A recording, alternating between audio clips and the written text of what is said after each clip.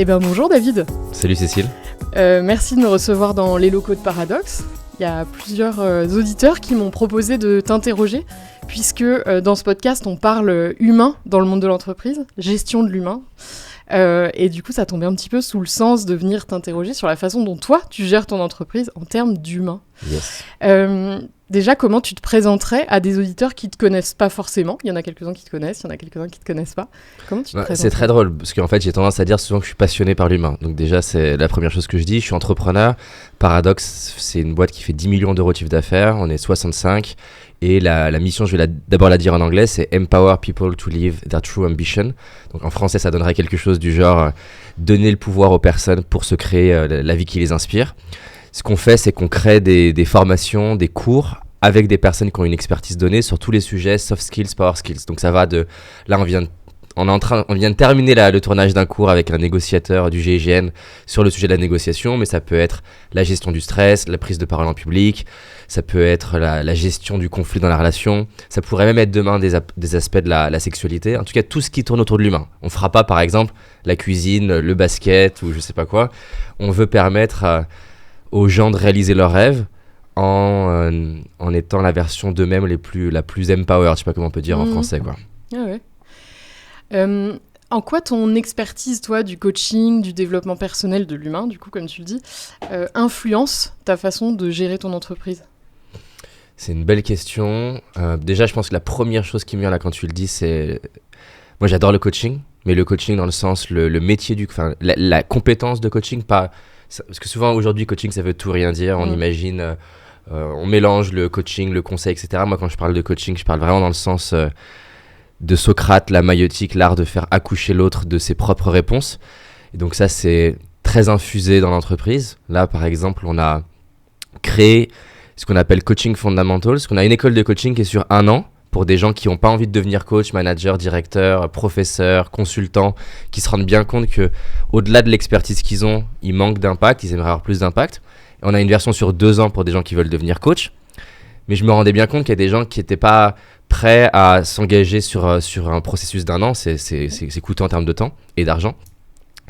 Et qu'en même temps, des fondamentaux de coaching, ça pouvait servir à tout le monde. Donc on a créé une nouvelle version qui dure 2-3 jours, qui s'appelle Coaching Fundamentals. Et on propose gratuitement à toutes les équipes. À chaque fois, on laisse 3-4 slots dispo pour les personnes des équipes, parce que le coaching, ça te permet d'apprendre à mieux écouter l'autre. Ça te permet d'apprendre à moins interpréter ce que tu penses qu'elle dit l'autre. Et c'est un truc assez incroyable. La différence déjà, j'adore ce graphique qui est 4 rectangles. Là, il y a ce que j'ai envie de dire, mon intention. Ouais. Il y a ce que j'ai vraiment dit. Il y a ce que l'autre a entendu et il y a ce que l'autre a compris. Et donc en fait, si ça c'était 100% de l'information, progressivement, l'information elle se dilue, elle est filtrée. Et donc il y a plein de conflits dans l'entreprise, il y a plein de problèmes qui viennent souvent du fait qu'on ne s'est pas compris. Ouais. Et donc voilà, les outils de coaching, c'est une première chose que ma passion pour l'humain, ça... Comment dire, je sais pas comment formuler ma phrase, mais en tout cas que ma passion pour l'humain influence la direction de l'entreprise, c'est de permettre progressivement, c'est pas au niveau que j'aimerais, mais progressivement que les personnes apprennent plus à écouter, plus poser des questions plutôt que donner des conseils.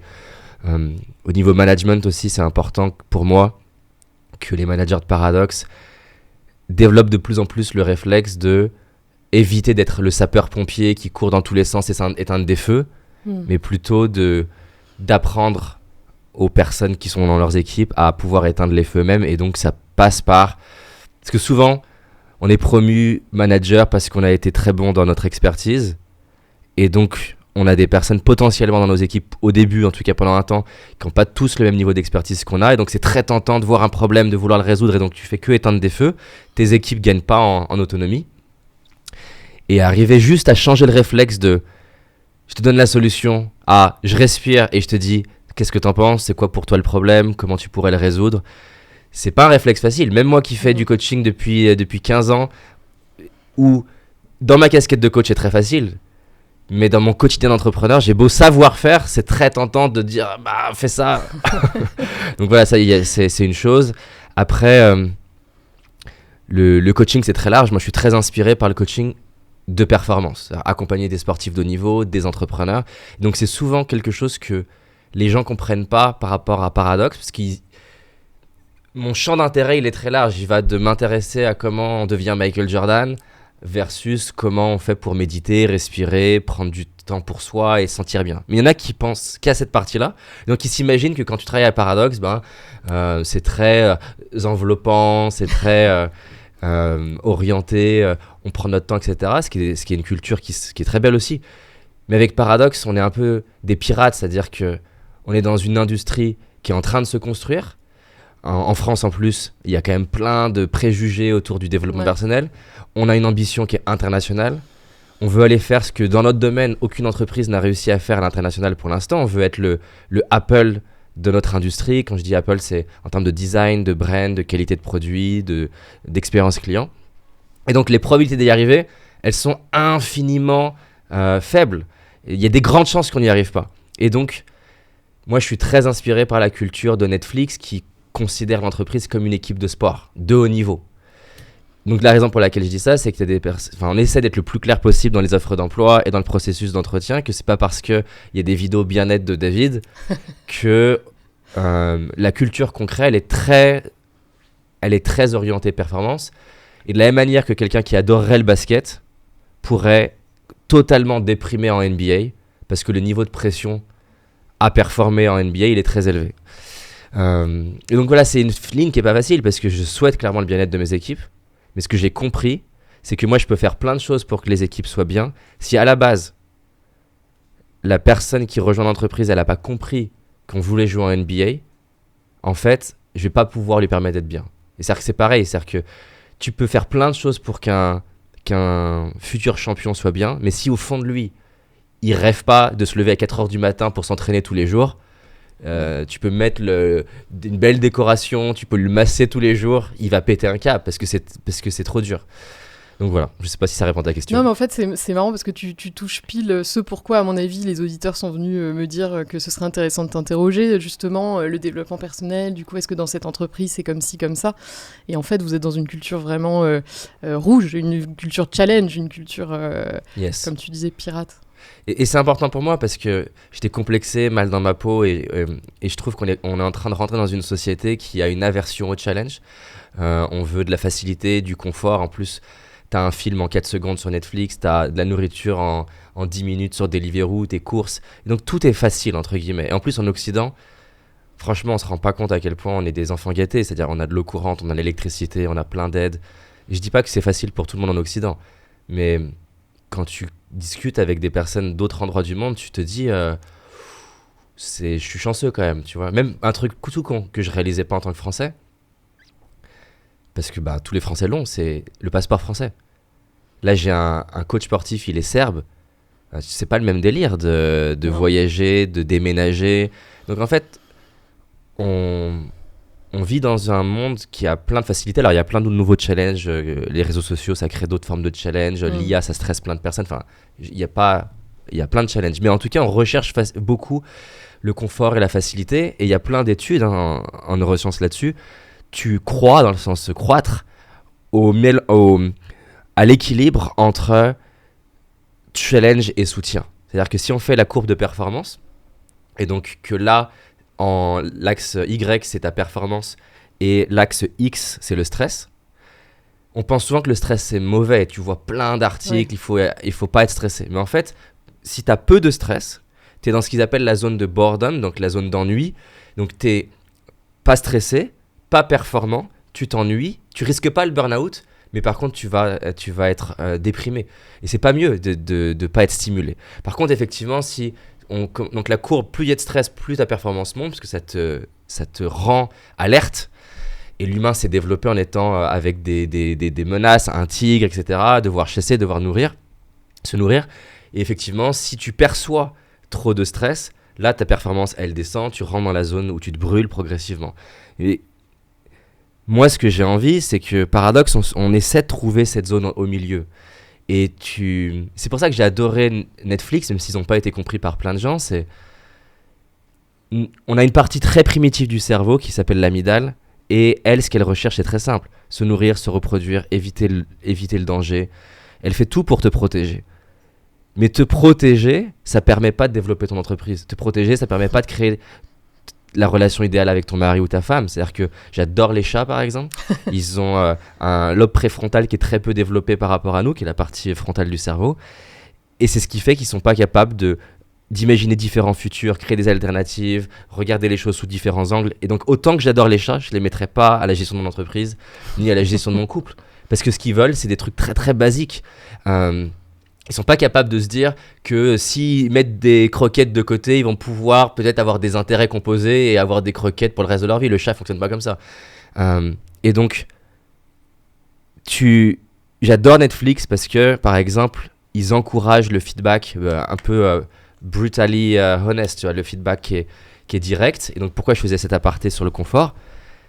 C'est que souvent, tu vas demander aux gens, bah tiens, qu'est-ce que tu apprécies chez telle ou telle personne, ami, collègue, manager, peu importe. Et c'est très facile d'avoir l'amygdale qui parle en disant j'aime bien cette personne parce qu'elle me dit des choses que j'ai envie d'entendre. C'est très simple, c'est-à-dire que si j'ai envie que quelqu'un m'apprécie, je vais lui dire ah putain t'es trop fort, c'est inspirant ce que tu fais, je vais shooter son ego et il va m'aimer. Mais est-ce que c'est vraiment lui rendre service ? Tu vois, c'est comme le parent qui a tellement pas envie que son fils ou sa fille ne l'aime pas, qui le fils lui demande une 3e glace et cède. Est-ce que c'est vraiment de l'amour de céder ? Et en fait, parfois, servir l'autre, c'est prendre le mauvais rôle. Et pour moi, je pense que mon rôle en tant que chef d'entreprise, c'est pas d'être aimé par mes équipes. C'est un plus s'ils m'aiment. Et tant mieux s'ils m'aiment. Et j'ai envie de communiquer pour qu'ils comprennent où j'ai envie d'aller. Mais ma vision, à titre perso, chacun a sa vision de ce qu'il veut, mais j'adore c'est une interview de Kobe Bryant juste avant qu'il décède. Et il vient de finir sa carrière de basket.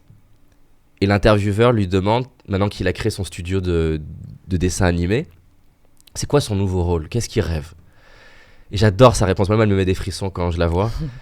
Il dit mon rôle aujourd'hui, c'est que quand quelqu'un de mon équipe, on part sur un projet, s'il me dit je vois exactement comment faire, alors c'est pas assez ambitieux.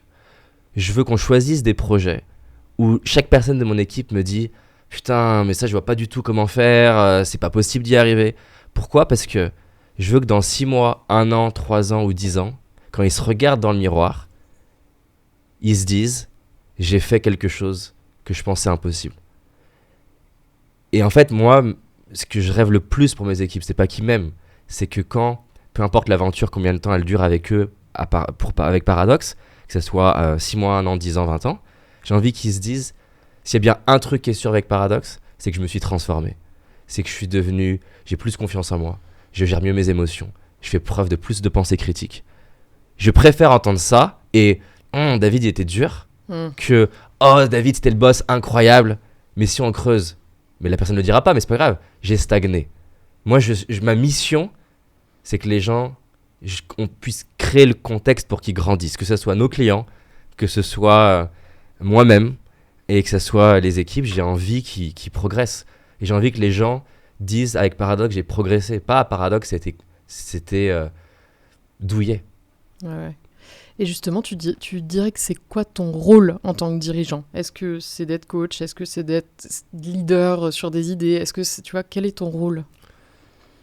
Il y a le rôle théorique de CEO qui est la vision de où est-ce qu'on va, qu'est-ce qu'on va créer, avoir des idées. Il y a transmettre cette vision aux équipes et c'est un truc sur lequel je le fais pas encore assez bien et j'aimerais progresser plus, le faire plus, mieux. Mais parce que moi je vois quelque chose, mais voir quelque chose, c'est pas facile pour quelqu'un de voir ce que quelqu'un d'autre voit. Et donc ça demande. Il y a un exercice que j'adore qui s'appelle Vivid Vision, qui consiste à traduire ta vision en quelque chose de sensoriel. Parce que si je dis par exemple aux équipes, l'objectif, la vision, c'est faire X millions de chiffres d'affaires, tu peux pas le toucher, tu peux pas l'imaginer, tu peux pas le ressentir. Si je dis même, on va avoir un NPS de temps, alors on pourrait dire c'est bien parce que maintenant il est plus sur le chiffre d'affaires, il est sur un NPS, mais un NPS pareil, c'est pas tangible, on peut rien le visualiser. Donc je crois aux KPI, qu'on soit d'accord. Mais par contre, je veux traduire ces KPI en une histoire qu'on peut visualiser ensemble. Donc par exemple, là il y a un mur qu'on construit qui s'appelle le mur des 100 000 rêves. C'est un mur qui est réel, qui est physique. Et pourquoi j'ai voulu qu'on fasse ça ? C'est parce que je voulais qu'on puisse mettre le visage de nos clients qui réalisent un de leurs rêves, quel qu'il soit. Il n'y a pas de petit rêve. Ça peut être Là, il y en a une, c'est j'ai osé dire je t'aime à mon père. J'ai créé mon livre. J'ai créé ma boîte. J'ai levé 2 millions d'euros.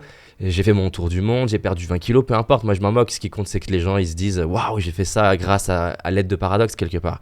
Ça, tu vois, c'est un truc qui est tangible. Et donc, quand je peux parler aux équipes, je peux non pas leur dire simplement l'objectif c'était le chiffre d'affaires, mais je peux leur dire un jour, et c'est vraiment moi ce qui m'inspire, un jour je veux qu'il y ait plus de place sur ce mur-là, on a plusieurs bureaux, je veux qu'il y ait plus de place sur tous nos bureaux, je veux qu'on doive louer un entrepôt pour mettre justement ces 100 000 ou ces 1 million de rêves. Et là, ça crée une image mentale. Donc la Vivid Vision, c'était juste un exemple, je pourrais continuer si ça t'intéresse de creuser comment je la construis. Et Ouais, donc mon rôle c'est vision, communiquer la vision, la stratégie, c'est-à-dire la stratégie, je suis très nul d'ailleurs malheureusement là-dessus pour l'instant, mais c'est l'essence de la stratégie, c'est de choisir à quoi tu dis non. Et moi j'ai une trop grande tendance, comme plein d'entrepreneurs, à être stimulé par des idées, me dire on peut faire ça, à sous-estimer le temps que ça prend ou la complexité, et je lance trop de trucs, mais bon j'apprends avec le temps à réduire. Mais donc la stratégie c'est ok, on veut aller là-bas, c'est quoi les gros blocs déterminants, le positionnement de la marque, la typologie de clients. Et quand je dis stratégie, on confond souvent stratégie et tactique. Donc la tactique, c'est la vidéo qu'on va sortir demain, ça c'est tactique. La stratégie, c'est potentiellement de dire on va mettre plus d'énergie sur YouTube que podcast ou réciproquement. Okay. C'est des gros blocs. Donc vision, communiquer la vision, la stratégie, faire grandir mon codir, les faire gagner en compétences, même si aujourd'hui c'est moins mon rôle parce que depuis janvier on a un general manager dont c'est le rôle, c'est sa mission de faire monter en compétences nos managers, nos directeurs. Et après moi j'ai d'autres casquettes qui sont la casquette de CPO, on va dire directeur produit, et donc je joue un rôle fort dans le design de nos produits, la direction produit. Je fais des interviews dans les deux sens d'ailleurs, et donc je suis créateur de contenu aussi, donc ça c'est d'autres casquettes. Et puis après il y a tout ce que je fais encore, que chaque trimestre j'essaie de m'enlever pour ne faire que là où je suis le meilleur, et m'entourer de gens qui sont meilleurs que moi sur là où je suis nul. Cette boîte, Paradox, elle tient beaucoup à toi, à ton personnage, ou à moins que je me trompe, mais on te voit beaucoup. Comment les 60 collaborateurs, du coup, s'engagent ? C'est quoi les ingrédients de l'engagement dans ton entreprise ? Il y en a plein. Déjà, moi, j'adore cette idée de EVP, Employee Value Proposition. Souvent, en marketing, on parle de USP, Unique Selling Proposition. Et c'est un gros déclic que j'ai eu, c'est une grosse start que j'ai eu, qui est que ça paraît évident pour avoir des clients de définir ta promesse, créer des belles pages de vente, mettre en place un CRM. Enfin, il y a plein de choses qui sont évidentes en marketing. Et côté RH, on n'applique pas ces mêmes techniques. Et donc, le VP, Employee Value Proposition, ça consiste à essayer de réduire c'est quoi la proposition de valeur que tu apportes à tes équipes. À la fois la promettre et après essayer de la délivrer le mieux possible, comme avec marketing et produit. Nous, le VP, c'est en premier l'impact, c'est-à-dire que ce qui engage les personnes de Paradox, c'est qu'ils sont inspirés par... Enfin, je veux dire, c'est génial, par exemple, de faire Deliveroo, mais en tout cas pour moi, dans mon cœur, c'est pas pareil de recevoir un message « j'ai pris mon père dans les bras, je lui ai dit je t'aime » que « c'est génial, j'ai reçu mon hamburger en 13 minutes ». Et donc, t'as des gens... Et tout le monde n'y est pas sensible, il y a des personnes qui vont être sensibles à d'autres choses, hein. Mais en tout cas, les gens qui reçoivent Paradox, ils sont sensibles au fait de contribuer, au fait que les gens réalisent leurs rêves, au bien-être des gens dans certains cas, ou à la performance des gens dans certains cas, ou les deux dans certains cas. Ça les attire. Donc l'impact dans la vie des gens. Le deuxième truc qui attire les personnes et qui les fait rester aussi, c'est l'ambition. C'est-à-dire que ça, c'est vraiment un truc que j'ai appris à la fois en étudiant plein de gens qui m'inspirent, mais aussi quand j'ai passé un peu de temps avec Richard Branson sur son île, c'est qu'au final, ce mec, comment ça se fait il a plein de qualités, mais vraiment, je lui ai demandé comment tu fais pour attirer autant de talent, et sa réponse, elle se résume à think big, have fun. Tu vois. C'est-à-dire qu'en gros, c'est un truc qui est fou, c'est que paradoxalement, c'est des fois plus facile de faire des trucs fous que moyennement fous ou pas fous. Parce que les meilleurs, en tout cas une partie des meilleurs, sont attirés pour faire un truc fou. Ouais. Et donc, c'est pas pareil si je leur disais, voilà, mon petit rêve, c'est de faire comme plein de youtubeurs ou d'infopreneurs sur Internet. Moi, je veux... imaginons que je dise à mes équipes, mon rêve, c'est de bosser 4 heures par semaine, type semaine de 4 heures, passer mon temps à voyager pendant que vous bossez et avoir du lifestyle. Bon, ça donne pas beaucoup envie de me suivre. Alors que moi, mon rêve, c'est déjà d'être dans Paradox à 90 ans. Et donc, il n'y a pas d'exit dans ma tête prévu de sortir avec un max d'argent. C'est pas ça l'objectif. Mon rêve, il est très simple. C'est de la même manière que j'ai été inspiré de porter des chaussures Nike quand j'étais ado et que c'était un symbole. C'était pas des chaussures que je mettais, c'était un symbole de dépassement de soi. Je veux que demain, que ce soit via une application mobile, via de l'IA, que ce soit via des t-shirts, des casquettes, quand la personne elle voit son mug Paradox, c'est pas un mug qu'elle voit.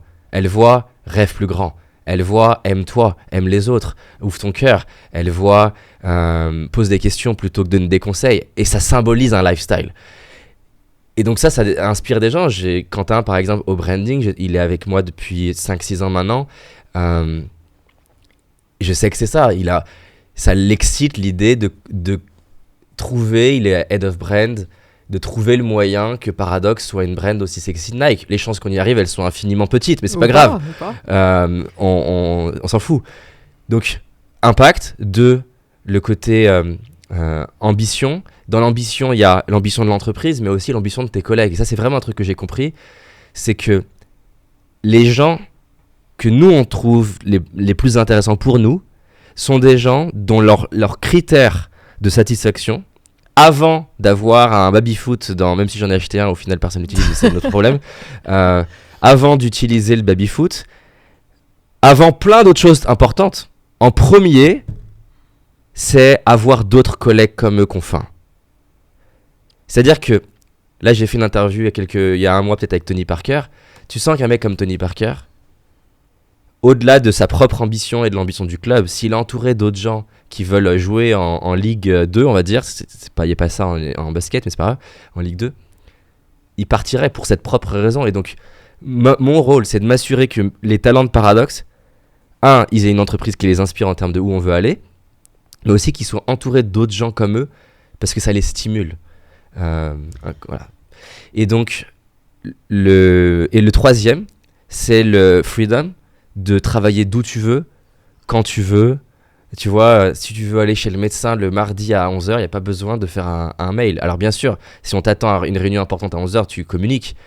Mais dans l'idée, tu travailles quand tu veux, d'où tu veux. Si tu es très bon et que tu atteins tes objectifs sur une plage au Mexique, moi je m'en fous. Donc il y a des gens qui ça attire de pouvoir faire leur tour du monde en même temps qu'ils travaillent à Paradox. Par contre, qu'on soit d'accord, on les attend sur la performance. Mais il n'y a pas cette contrainte très corporate de tu dois faire ton 9h, 17h, tu dois passer par tout un tas de procédures. J'essaye qu'on crée une culture autour du résultat et pas du moyen, même si c'est pas évident de créer ça, mais avancer vers cette direction-là. Ouais, donc pour toi, les ingrédients de l'engagement, si on résume, c'est participer à une aventure. Une c'est grande ça. aventure. Mais exactement. Moi, c'est l'image qu'on a avec les équipes, c'est le Drakkar, c'est le bateau des Vikings. Et je me rappelle, j'avais une candidate qui venait d'une très très belle boîte, une grosse boîte. Et je sentais qu'elle était hésitante. Elle avait fait 3-4 entretiens. Elle était au 4e entretien avec moi et notre DRH. Et je sens qu'elle n'était pas totalement convaincue de nous rejoindre. Et moi, je veux pas faire l'erreur que j'ai déjà faite, c'est de convaincre des gens qui, au fond, il y a un truc. Donc, je lui ai dit, en fait, tu as 2 choix. C'est-à-dire que nous, on veut traverser l'Atlantique. Tu peux le faire avec un beau gros paquebot, où il y aura la pause à 16h avec le goûter, et tu vas voir le paysage vu du dessus, les vagues, elles font moins peur. Tu es sûr d'y arriver, d'ailleurs, tu es sûr d'être sain et sauf à la fin. C'est génial, il y a plein de gens intéressants dans le bateau, c'est fun, en plus il y a plus de temps pour faire plein de trucs fun. Il y a plein de baby-foot. Il y a plein de baby-foot. Option 2, qui est l'option que je te propose, nous c'est un bateau viking Drakkar. Il est pas très haut, les chances de mourir elles sont très élevées, et possiblement à un moment donné il y aura une vague de 4 mètres et tu diras mais au fait la pause de 16 heures et le goûter, je dirais là on va mourir, donc il va falloir ramer là. Et par contre, les bénéfices que là, on pourrait dire c'est horrible. Les bénéfices de ça, c'est quoi ? Eh ben, c'est que Par exemple, mon DRH, à un moment donné, je lui dis, mais pourquoi tu restes à Paradox? Tu pourrais travailler dans d'autres boîtes. Tu pourrais travailler à Netflix. Parce qu'en plus, j'adore Netflix. Il me dit, ouais, mais Netflix, ils ont déjà gagné. Moi, ce qui m'intéresse, c'est de gagner avec Paradox. Parce que c'est son état d'esprit, il a cet esprit pirate. Il veut participer à une aventure qui a peu de chances de réussir. Il veut pas être dans Google, parce qu'ils ont déjà gagné, entre guillemets. Alors, ils peuvent perdre plus tard, mais c'est déjà incroyable ce qu'ils ont bâti. Qu'on aime ou pas Google, hein, c'est pas le débat. Et donc, effectivement, c'est une aventure. Et c'est fun. Et moi, j'adore cette idée que le fun, c'est pas que se marrer. Ça peut être très fun. Tu vois, j'adore. Non, je pense que je vais rater son nom. Richard Feynman, qui est un scientifique. Et en fait, pour lui, ce qui est fun, c'est la physique. Et pour plein de gens, ils diraient c'est horrible la physique. Moi, j'ai fun à faire des interviews, j'ai du fun à faire du coaching, j'ai du fun à développer Paradox. Quand je dis j'ai du fun, il y a plein de fois où c'est horrible. Ouais. Mais globalement, c'est fun. Mais c'est pas fun en mode je me marre tous les jours. Comme dit Elon Musk, il dit que l'entrepreneuriat, c'est tellement sexy aujourd'hui que t'as plein de gens qui vont entreprendre pour les mauvaises raisons. Et donc, j'adore ce qu'il dit. Il dit être entrepreneur, en fait, c'est comme si tu avais un goulot comme ça, où quelque part, toute la merde qui n'a pas réussi à être gérée par plein de personnes, c'est toi qui te la prends à la fin.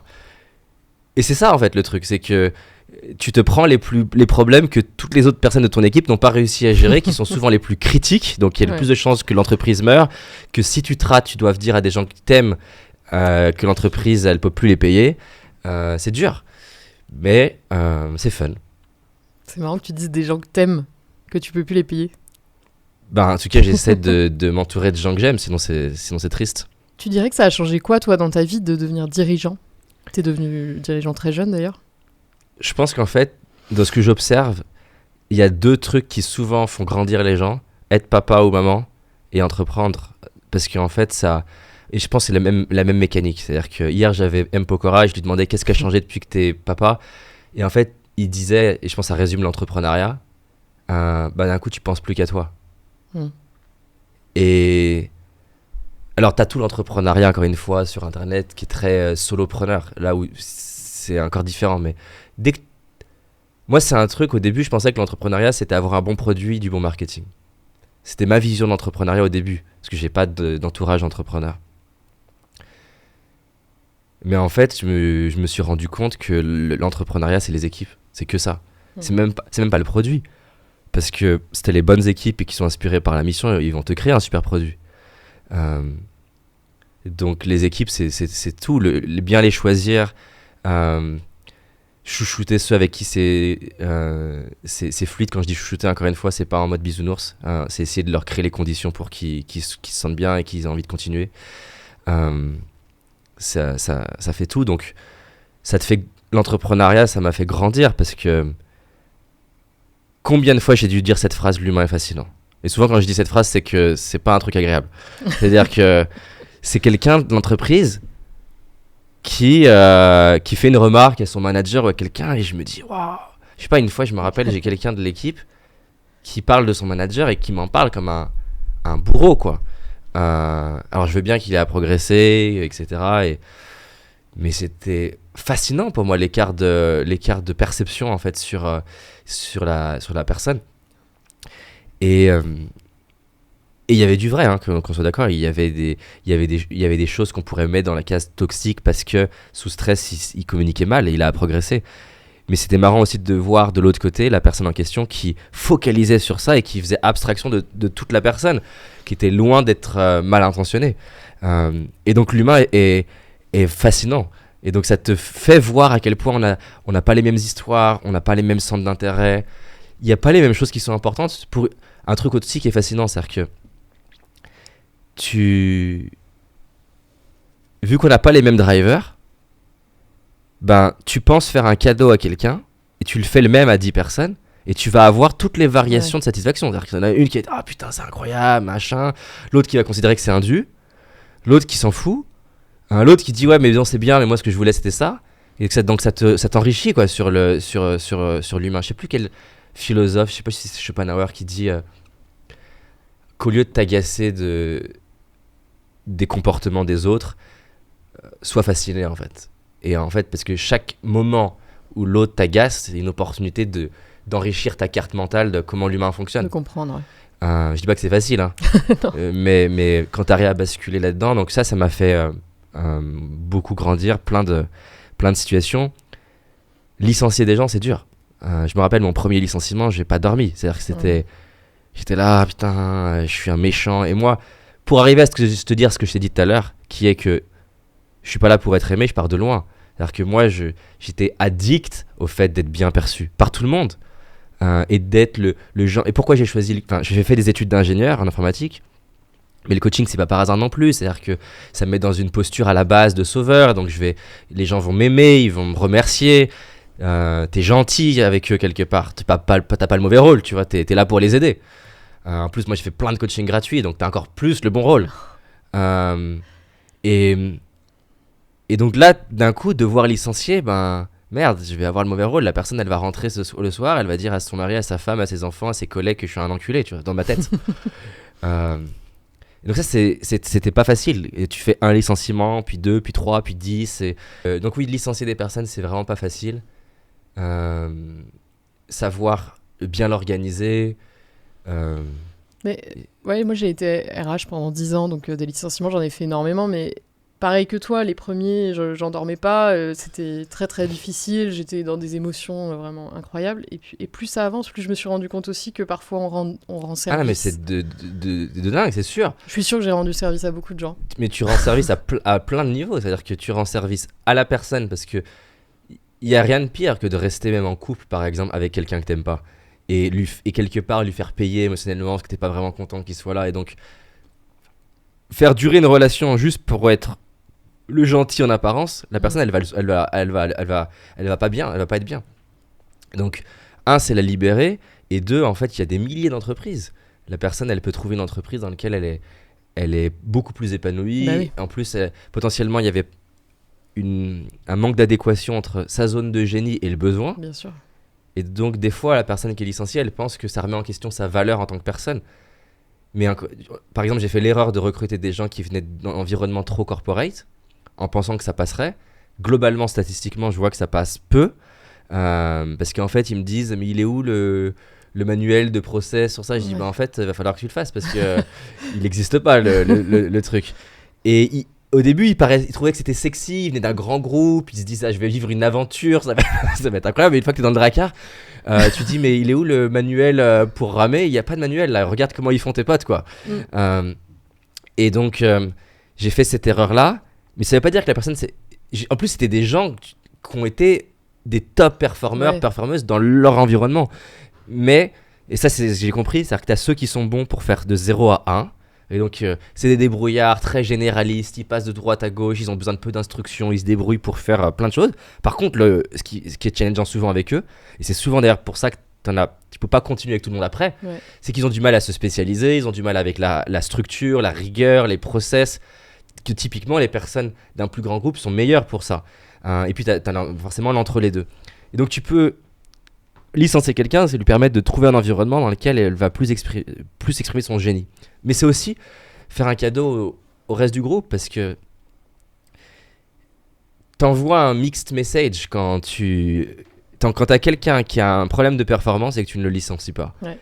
Et tu dis à tout le monde, voilà ce qui est attendu pour chez Paradox. Donc par exemple, on a 3 valeurs qui sont... j'aime pas les valeurs... En fait, j'aime bien dissocier les valeurs de l'entreprise en le sens plus la marque, et les valeurs dans le sens au niveau de l'individu. Parce que je trouve que souvent, quand tu regardes les valeurs d'entreprise, on les mélange. Ouais. Par exemple, tu vas avoir... tu vas avoir d'un côté des traits de caractère et d'autres choses du type... Voilà, sustainability, par exemple. C'est moins un trait de caractère, c'est que la démarche d'entreprise. Et donc je préfère moi bien séparer, parce que ça permet de bien évaluer dans le recrutement et évaluer dans la vie de l'entreprise. Donc le top 3 on va dire, c'est growth over ego, donc croissance plus important que l'ego. Ça veut dire quoi? Ça veut dire capacité à recevoir du feedback challengeant avec grâce, et donc ça veut dire être capable de dire merci, pouvoir challenger, t'es pas forcément obligé d'être d'accord, mais d'être dans la construction, pas le prendre en mode l'autre veut me détruire. En fait, non. Moi, j'aime bien cette idée. Donc, c'est recevoir des feedbacks, mais c'est aussi le donner. À Paradox, on dit gift others with truth. Donc, fais le cadeau aux autres de la vérité. C'est très facile de dire j'adore, même avec les amis, j'adore ta coupe, j'adore tel truc, c'était génial ton spectacle ce soir, alors que tu t'es dit qu'ils étaient horribles. Growth over ego, recevoir du feedback, donner du feedback, c'est aussi se former en continu, peu importe comment, un livre, podcast, etc. Pour moi, c'est quand même une alerte rouge quand je discute avec quelqu'un de Paradox qui, en un trimestre, n'a pas créé une opportunité d'apprendre. Lire, podcast, mentor, rencontre, coaching. D'ailleurs, dans Paradox, on a une coach qui est disponible pour les équipes. J'aimerais en avoir plus à terme, mais c'est déjà un premier pas. Et donc, Growth over Ego. 2, Think Deeper, c'est vraiment la pensée critique, le fait d'être conscient que tu as des angles morts. On a tous des angles morts. Moi, je t'en ai donné un, j'ai du mal à savoir à quoi dire non. Et donc, j'ai quelqu'un dans mon codir qui s'appelle Jérémy, qui est très fort pour dire on n'a pas les ressources, ça prend trop de temps, on a déjà ça, moi je suis inquiet de ce que ça va impliquer pour telle équipe. Et j'essaye, à chaque fois qu'il le fait, de le valoriser en disant continue, parce qu'il y a un autre biais qui est le biais du CEO, qui est que le CEO, on lui accorde trop de poids à ce qu'il raconte, comme si c'était la source de vérité, alors qu'il a plein d'angles morts. Ouais. Donc, Think Deeper, c'est être capable d'avoir de la self-awareness, du recul sur soi et de se dire je suis excellent là-dedans, je suis moins bon là-dedans. Moi, je sais, par exemple, qu'en entretien, et c'est un gros biais lié à mon métier et à ma personnalité de base, je vois trop facilement l'opportunité de ce qu'on pourrait faire avec la personne. Et donc, il y a une fiche de poste, je vais discuter avec la personne, et je vais me dire, mais en fait, on pourrait faire ça ensemble, donc je vais inventer un nouveau produit, une nouvelle vidéo, un nouveau documentaire, un nouveau truc, et me dire, je vois du talent chez elle. C'est mon métier à la base de voir du talent chez les gens, mais ça marche pas bien pour créer une organisation parce que je vais recruter tout le monde sinon. Ouais. Et donc j'ai besoin dans le processus d'entretien de gens qui ont l'autre biais, qui eux vont voir la fiche de poste et vont voir tout ce qui va pas aller. Et donc être conscient de ces biais là, c'est important. Moi j'adore le fait que on se pose des questions à Paradox du type, voilà, par exemple, prenons un exemple simple. Mon DRH vient et dit on va mettre en place un ATS, Applicant Tracking System. La version classique, quand tu as fait beaucoup de travail de recherche et tu es convaincu de ton choix, donc tu arrives et tu dis voilà, je pense que tel ATS est le meilleur pour telle et telle raison. Ce que j'ai envie de développer à Paradox, qui est loin d'être au niveau où j'aimerais, mais on y va, c'est voilà toutes les raisons de ne pas prendre cet ATS que je pense être le meilleur.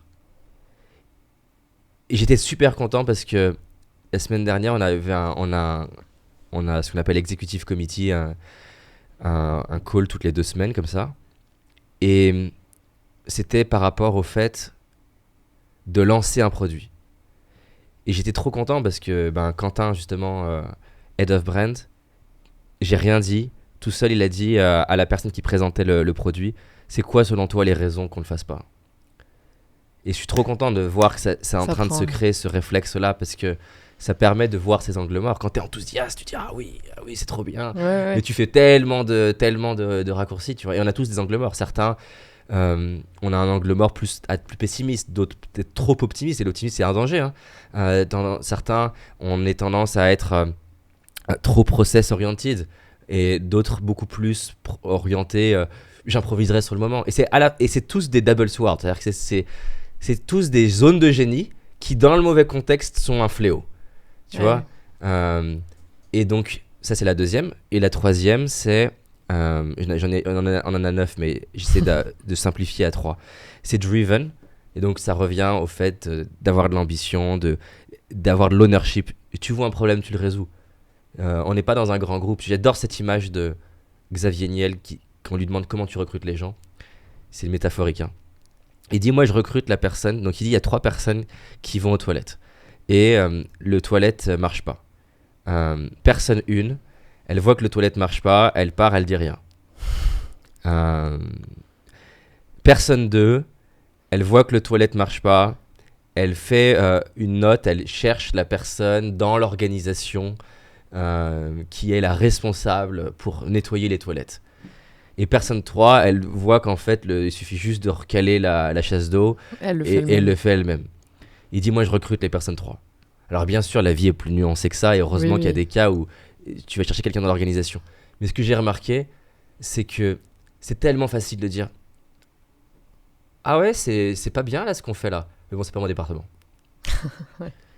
Et en fait, pour moi, ça c'est impossible. Comme hier, il me disait, M. Pokora, il me disait, il a cette expression avec ton équipe, carton jaune, carton rouge. Ouais. Enfin, voilà, pour moi, c'est carton jaune. Tu vois, t'as vu un problème, je dis n'importe quoi, t'as vu des clients se plaindre de tel truc à répétition, il n'y a que toi qui l'as vu, et tu t'es dit, non mais moi je suis marketing, donc ça ne me concerne pas. Ouais. Carton jaune, c'est pas possible ça. Ah bah dans les grands groupes, on voit ça. Hein, bah oui, beaucoup. parce Énormément. que chacun se spécialise, et donc tu as toujours le micro-spécialiste du micro-truc. Mais tu peux pas créer une petite organisation, nous on a un petit bateau pirate. Ouais. Et dans votre mission, du coup, il y a tout le développement personnel, réaliser ses rêves, etc. Mais on ressent aussi, en tout cas de l'extérieur, une mission autour de l'entrepreneuriat, de pousser les gens à l'entrepreneuriat. Vous organisez maintenant des séjours pour des jeunes à devenir entrepreneurs ? Non, alors on a créé une fondation qui s'appelle, ça c'était un rêve depuis très longtemps, la Paradox Foundation, qui est une association à but non lucratif au service des ados pour l'instant. À terme, certainement des enfants, mais c'est toute une législation. C'est pas spécialement sur l'entrepreneuriat. Là, la première forme que Nadia, qui est en lead sur la fondation, a créée, c'est des bootcamps. C'est-à-dire que c'est... là, ce qu'on a fait, donc on fait un partenariat avec des militaires qui met les jeunes en challenge. Ils vont dans un bain glacé, ils font des pompes, ils font de la course, etc. Et l'autre partie du temps, dans cette ambiance un peu nature, ils vont parler de leurs problèmes perso, leurs doutes, leurs peurs, découvrir leur zone de génie.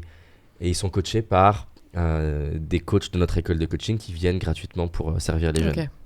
Et donc, c'est un mix plutôt le dépassement de soi. Voilà. Et donc, il s'avère qu'il y a plein de jeunes, parce que c'est un peu la mode, qui veulent être entrepreneurs, mais c'est pas le focus numéro 1. En fait, moi, j'adore l'entrepreneuriat, comme je le disais, mais j'ai un vrai problème avec les modes autour des métiers. De la même manière qu'il y a 15 ans, moi, quand je faisais mes études d'ingénieur, le Graal, c'était d'être à la Défense. Tu vois, quand moi, j'ai grandi à Vaux-en-Velin-la-Soie, qui est une banlieue de Lyon. Et donc, bah, voilà, si t'es à la Défense un jour, si t'as réussi, t'as ton Labrador et tout ça, et t'as ta maison, et c'est trop bien. Aujourd'hui, c'est l'entrepreneuriat ou être youtubeur, être influenceur, c'est des trucs un peu à la mode. Et moi, j'aime pas ces trucs-là parce que ça éloigne les gens de leur chemin, en fait. Ils vont choisir un chemin parce qu'il est cool, pas parce que ça les inspire. Tout le monde n'est pas fait... parce que c'est en eux. Exactement. C'est comme si demain, on sacralisait d'être militaire, d'être pompier, d'être médecin. C'est des magnifiques métiers, mais ils sont pas faits pour tout le monde. Moi, je serais un médecin horrible. Enfin, dans le sens, je déteste le sang, je tombe dans les pommes. Je souhaite à personne de m'avoir comme médecin. Impossible. Je souhaite à personne de m'avoir comme comptable, même si j'ai appris à faire de la comptabilité. Et donc, il y a plein de choses qu'on peut faire, mais je pense qu'il y a plein de choses sur lesquelles on ne serait pas épanoui. Donc, l'entrepreneuriat, pour moi, quand tu vois dans les universités, là, j'ai fait une intervention à la Sorbonne, quand tu demandes aux jeunes qu'est-ce qu'ils veulent faire, moi, j'ai participé il y a 10 ans à une association qui est géniale, qui s'appelle 100 000 entrepreneurs. Ouais. Et donc, tu interviens gratuitement dans des collèges et des lycées pour parler de l'entrepreneuriat. Quand je demandais il y a 12 ans, c'est quoi votre vision de l'entrepreneur il y a 12 ans, alors c'était le sale patron, le méchant. Tu avais très peu de choses positives. Ouais. Aujourd'hui, c'est en fait, si t'es pas entrepreneur, t'as raté ta vie. Mais moi, je trouve ça triste. Parce que t'as tellement de variations pour être épanoui. Il y a plein de gens qui seront plus épanouis à être un numéro 2, numéro 5, numéro 50 d'une très belle boîte.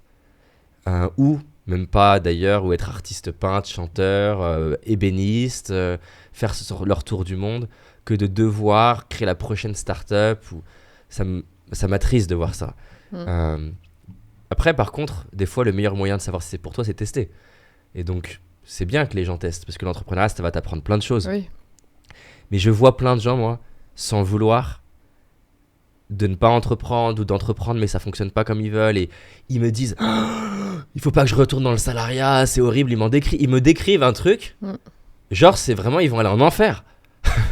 Mais en fait, c'est souvent parce que c'était peut-être pas la bonne boîte. Ouais. Mais tu peux pas mettre. Tu sais, c'est comme si tu t'es fait tromper par ton mari ou ta femme, ou quitter, ou peu importe, et tu dis, ah, je me remettrai plus jamais en couple. Bon, on est 7 milliards, donc il y a des variations quand même. Tu peux pas juste mettre le salariat dans un monde. Et en plus, ça me fait trop rire. Les gens ils me disent, je leur dis, pourquoi tu veux entreprendre? Parce que je veux plus de patron. Je dis, pourquoi tu veux plus de patron? Parce que je veux plus de contraintes. Et je dis, tu penses que tu auras plus de contraintes en tant qu'entrepreneur? En fait, ton boss, il va s'appeler URSAF. Il va s'appeler client 1, 2, 3, 10, 27, 30, 32. Il va s'appeler banque. Et en fait, tu vas en avoir plein des nouveaux boss. Tu dirais que c'est quoi le paradoxe, chez Paradox, de la façon dont on gère l'entreprise? Bah, je pense que je te l'ai donné. C'est ce côté, l'amour de la performance, Ouais.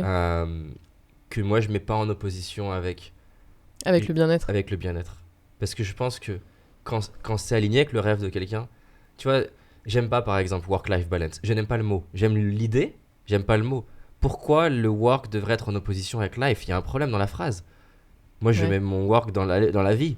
C'est-à-dire que je préfère les phrases du type genre, j'aime déjà mieux work-life blending. Il y a d'autres concepts. Alors, encore une fois, on va me dire, je joue sur les mots, mais les mots, comme dit Confucius, qui ne connaît pas le pouvoir des mots, connaît pas le pouvoir des hommes. Enfin, les mots, ça a un pouvoir. Je suis pour les limites. Je vais à la salle de sport 3 4 fois par semaine. J'essaie de faire de temps en temps des massages. Là, je me suis acheté l'Oura Ring. Donc j'essaie de prendre soin de moi, de bien dormir, etc. Donc ça, je suis pour. Mais ça m'embête quand on diabolise le travail. Encore une fois, quelqu'un qui fait un travail à la chaîne, horrible, etc., c'est différent. Mais il y a beaucoup de gens, je pense, qui sont pas épanouis dans leur travail parce qu'ils sont pas dans le bon travail. Mm. Soit ils sont pas dans le bon métier, soit ils sont pas dans la bonne entreprise. Et je pense que quand tu fais ce que t'aimes, t'as beaucoup moins besoin de devoir débrancher à 17h ou à 18h. Enfin, Einstein, il se disait pas, bon, bah, il est 17h là, allez, on arrête de lire des documents scientifiques. Je suis désolée de te poser cette question, mais vraiment, à 20 ans, comment à un moment donné, enfin à 20 ans d'ailleurs, j'imagine que c'était même avant, comment tu t'es dit je vais être coach? Bah, c'est très simple, C'était pas la mode en plus, non, à non. ce moment-là. J'étais complexé, mal dans ma peau, timide, pas à l'aise avec les autres, pas à l'aise avec mon père, pas à l'aise à regarder dans les yeux, pas à l'aise à voir une fille qui me plaît, lui parler, pas à l'aise à m'exprimer. Et c'est la raison pour laquelle d'ailleurs j'étais à l'aise avec l'ordinateur, parce que j'étais dans ma bulle avec lui, tranquille. Il n'avait pas des comportements fascinants, comme je te disais tout à l'heure. C'était prédictible, mon ordinateur. Et j'étais tellement mal que du coup j'ai cherché des solutions et en fait j'ai découvert tout un écosystème spécialement aux États-Unis de livres sur la psychologie, sur l'organisation, sur la gestion du stress, sur la respiration, sur l'amour de soi, l'estime de soi, l'amour de ses parents. J'ai détesté enfin j'en voulais à mon père parce que il a été abandonné, donc selon des critères un peu conventionnels sur certains aspects, je le jugeais de ne pas avoir été assez aimant, ce qui aujourd'hui en fait est faux. Il était aimant à sa manière, avec son langage à lui, encore une fois, qui était que me donner un toit, me donner à manger, ce que lui il n'avait pas eu, essayer que je puisse faire des études, ce qui était pour lui le moyen que j'ai pas sa vie. Et donc il m'a aimé, j'arrivais pas à le voir. Hein. C'était sa façon de t'aimer. Ouais. C'est sa façon de m'aimer. Et donc j'ai découvert ça en pleine étude d'ingénieur, ça a bouleversé ma vie, dans le sens ça l'a changé, c'est-à-dire que d'un coup j'avais de l'espoir déjà, ce qui était déjà énorme. J'avais un sentiment de contrôle, c'est un sentiment de j'ai du pouvoir pour que ça change. Et en neurosciences c'est prouvé, hein, quand tu prends des gras par exemple et que tu leur donnes des chocs électriques, ce qui est horrible et que je soutiens pas, parce qu'il y en a des fois qui me disent t'as parlé d'une étude et donc c'est que tu la soutiens. Je suis obligé de faire des disclaimers. Et donc tu prends un rat, il lui met des chocs électriques et t'as l'autre groupe de rats à qui on met les mêmes chocs électriques, mais il y a une petite lumière qui s'allume avant le choc électrique, qui les prépare. On se rend compte que le trouble post-traumatique pour les deux groupes, il n'a rien à voir. Et le troisième groupe, il a du contrôle, il a un petit levier sur lequel il peut appuyer pour arrêter le choc. Et en fait, c'est fascinant à quel point c'est pas le stressor, c'est-à-dire l'élément extérieur qui te stresse, qui détermine le trauma. C'est beaucoup à quel point tu penses que, tu as du pouvoir, donc premièrement, je peux l'anticiper et je peux me préparer. Et encore mieux, j'ai du pouvoir pour que ça change. Et c'est valable sur les humains aussi. C'est-à-dire qu'il y a des études avec un son strident.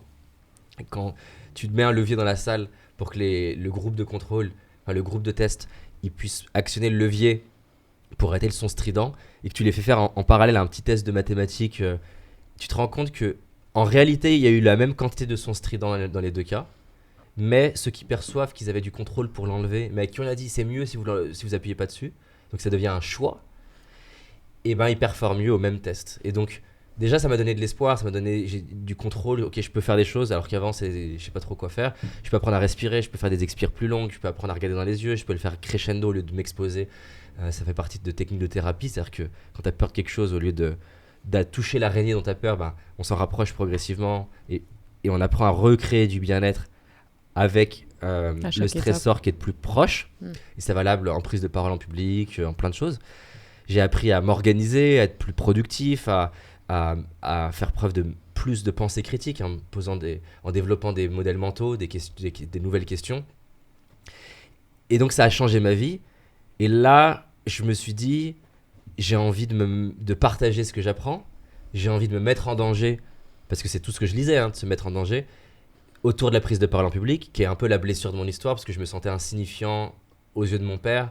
Parce qu'il ne sait pas, mon père, toujours aujourd'hui d'ailleurs, il est pas très bon pour interagir dans une relation sociale si tu lui parles de quelque chose qu'il ne connaît pas ou qui l'intéresse pas. Et donc moi, par exemple, je m'inscris au rugby, ça m'aide, et en fait, il me pose pas de questions, il interagit pas, il me parle de son travail, mais en fait, aujourd'hui, je sais que c'est pas parce que il s'en fout de moi, c'est que vraiment, il sait pas faire.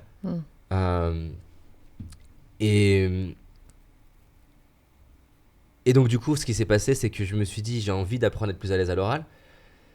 Et là, il y a eu une forme de vidange. Je me suis dit, je vais faire des ateliers, conférences gratuites. D'ailleurs, j'ai commencé à la base pour les jeunes. Ça a commencé comme ça, gratuit. Ça s'est arrêté vite parce qu'on m'a volé mon iPad. Je me suis dit, bon, je vais faire autrement. Non, c'était pas la seule raison, mais c'était ma deuxième conf de ma vie. Et il y avait l'arrivée de YouTube avec des humoristes sur YouTube. Ouais. Et en fait, je sais pas, moi j'ai toujours adoré la vidéo. J'ai des vidéos de moi à 11 ans en train d'essayer de faire du montage, etc., de la 3D. J'ai toujours adoré ça. Donc il y avait la vidéo, j'adorais l'informatique. J'avais envie de me mettre en danger en prise de parole pour progresser. Et j'avais envie de transmettre. J'ai toujours aimé expliquer les choses. Et là, c'était un peu les 4 critères en même temps. Donc je vais faire des vidéos sur YouTube. Il y avait personne qui faisait des vidéos d'éducation, de contenu éducatif, que de l'humour. Et je vais faire des petites conférences le soir. Mais à la base, le projet, il est passé de je veux être ingénieur à chef de projet parce qu'il y a plus d'humains. Parce que je me suis rendu compte que l'humain, ça m'attirait. Et en fait, en force de faire des vidéos et d'essayer d'aider des gens gratuitement, des coachings comme je peux, de me former, de lire tous les jours. Enfin, je suis un acharné, c'est-à-dire que je lis tous les jours, j'écoute des audios tous les jours. Je fais que ça, c'est-à-dire que c'est extrême. À l'époque, je veux regarder que des films qui passent un message, qui sont inspirants. Je veux même écouter que des musiques, c'est extrême, il n'y a pas besoin de faire ça. Des musiques qui font ça, je lis des biographies, je me mets dans ma bulle. Il y a des citations sur les murs de ma chambre, de Nelson Mandela. Je lis 2000 citations, je me fais mon top 200, mon top 100, mon top 30. Je les apprends par cœur, les top 30 à l'époque. Enfin, c'est vraiment extrême. Mais parce qu'en fait, ma vie, je la déteste. Et c'est le seul moyen qu'il y a une lumière au bout du tunnel, je peux avoir la vie que je veux. Au début, je veux passer de j'ai une vie de merde dans ma tête, encore une fois, c'est très subjectif, à je veux une vie normale. Et en fait, normal, ça veut rien dire. Et je vais me rendre compte que, en fait, si je peux apprendre à parler en public, est-ce que je pourrais pas apprendre à gérer mes troubles de sexualité, parce que j'étais tellement pas à l'aise avec les filles? Est-ce que je pourrais pas apprendre à regarder dans les yeux mon père? Est-ce que je pourrais pas apprendre à gérer un conflit? Et en fait, là, c'est devenu... Enfin, tu te dis, mais qu'est-ce que je peux pas apprendre, en fait? Je peux tout apprendre dès lors que j'en ai vraiment envie. Et bien sûr, à la limite de ma génétique et de mes compétences, mais... Enfin, de mon corps et de mes limites physiques. Et donc, du coup, là, je me suis dit, je vais faire des conférences, sauf que j'ai 21 ans, personne ne me fait confiance. Parce que j'en ai 21 ans, j'en fais 12. Hier, je me souviens de tes premières vidéos. J'ai fait ma conférence à la Sorbonne quand je leur ai dit que j'avais 35 ans. J'ai entendu un bruit dans la salle, genre, oh wow, 35 ans, merde. Ils pensaient que j'étais en train d'arriver à la Sorbonne, là. Et donc, à 21 ans, j'en faisais vraiment 12. Et donc j'en fais 12 dans un domaine qui est pas du tout à la mode, dont le peu qui y arrive, ils ont plus de 45 ans. Il y a tout le monde qui me dit David, c'est mort, quoi. En plus de ça, je fais des fautes de français quand je m'exprime, j'en fais encore, mais c'est un peu mieux. Je m'exprime mal, vu que je suis maladroit. je fais des trucs très chelous, c'est-à-dire que quand je vois des anciennes vidéos, des fois j'essaye d'être dans l'extraversion et donc du coup je le fais pas bien, c'est trop. C'est pas, je regarde beaucoup d'américains donc moi mais je transpose de l'américain en français, ce qui marche pas bien. Donc on me dit t'es trop à l'américaine, donc je fais un peu un truc hybride que les gens aiment pas trop. Mais, c'est pas totalement vrai, il y a des gens sur internet qui adorent, qui se disent c'est un ovni, c'est inspirant. Mais justement, à quel moment on passe de la timidité extrême à se dire à 21 ans, je vais aller faire des conférences. Tu devais être tremblant, ça devait être une torture pour toi. C'est horrible les premières C'est horrible. Mais pourquoi s'infliger ça en fait, tu vois? C'est fait, ce qui a fait ta transformation, mais à quel moment tu t'es infligé ça? La douleur, c'est faire beaucoup de choses. C'est-à-dire que si tu me dis non, moi les bains glacés, impossible, mais que je te mets un pistolet sur la tempe ou même que je te brûle l'épaule avec une plaque de cuisson et que je te dis que le seul moyen qui était plus mal à l'épaule, c'est le bain glacé, tu vas dire plaque de cuisson, bain glacé, bon, bain glacé, c'est pas si dur. Tu vois, c'est ça en fait. C'est-à-dire que d'un côté, j'ai une vie où, dans mon monde, quand ça commence, je découvre le développement personnel à mes 18, mais à 15 ans, je commence à me mettre des défis. Et donc, à mes 15 ans, dans mon monde, si je trouve pas une solution, j'ai 5 fois ma vie à faire dans l'obscurité. Ça va être long. Ça va être long. Et donc, il faut que je trouve une solution. Donc en fait, oui, c'est dur de parler en public et de me mettre en danger, etc. Mais je veux tellement que ça change. Même si tu avais cette perception interne d'une vie difficile, tu avais quand même une espèce de ressource en toi qui te poussait à faire mieux. C'est ça, et aussi la prise de parole, ça m'attirait, j'avais envie, c'était pas juste faire un truc pour un truc, c'est-à-dire que j'avais envie de m'exprimer mieux, j'ai toujours été... Mon grand-père qui est décédé, j'ai été admiratif de sa manière de s'exprimer, en tout cas de son aisance à l'oral. Donc j'ai toujours été admiratif par des personnes qui ont une forme de charisme, etc. Et l'idée que je puisse me rapprocher de ça, ça m'inspirait, j'avais envie de voir. Et c'est un peu mon credo, c'est une phrase de Kobe Bryant quand il est petit et qu'il voit Michael Jordan et qui se dit est-ce que tu penses que je peux devenir comme lui? Et il se dit je sais pas, mais allons vérifier. Moi c'est ça ma philosophie. Je sais pas si je suis à la hauteur pour faire le Apple du développement personnel. Je sais rien. Il y en a qui vont dire il est prétentieux, comment il ose, parce qu'en France on n'aime pas les gens qui disent ce qu'ils veulent faire. Mais c'est pas de la prétention, c'est juste ça me fait rêver. Je vais pas m'excuser d'avoir des rêves pour te faire plaisir. Ça me fait rêver. J'ai aucune idée de si je vais y arriver, mais allons vérifier, on va voir. Et il y en a qui se feront plaisir de dire que j'ai foiré, mais c'est pas très grave. Parce que donc voilà, ça vient de ça, et donc du coup, le seul moyen d'y arriver, c'est de créer une entreprise, parce que vu qu'on veut pas me faire confiance, il faut que je sois mon propre organisme de formation, et je veux me payer des formations, donc il faut que je trouve des moyens d'avoir de l'argent, et ça va démarrer comme ça en fait. C'est quoi ton moteur interne pour justement vouloir devenir le Apple du développement personnel? Est-ce que tu as envie d'être une personne connue? Il y a plusieurs moteurs. La première chose, c'est que ça m'inspire d'avoir un impact dans le monde sur ce domaine-là. Je sais pas comment te le décrire, tu vois, c'est comme si je te disais comment tu sais que t'aimes ton mari, ta femme, tes enfants, c'est un peu intérieur, ouais. C'est compliqué de mettre des mots dessus. Donc je le sais, je veux ça. Le deuxième, c'est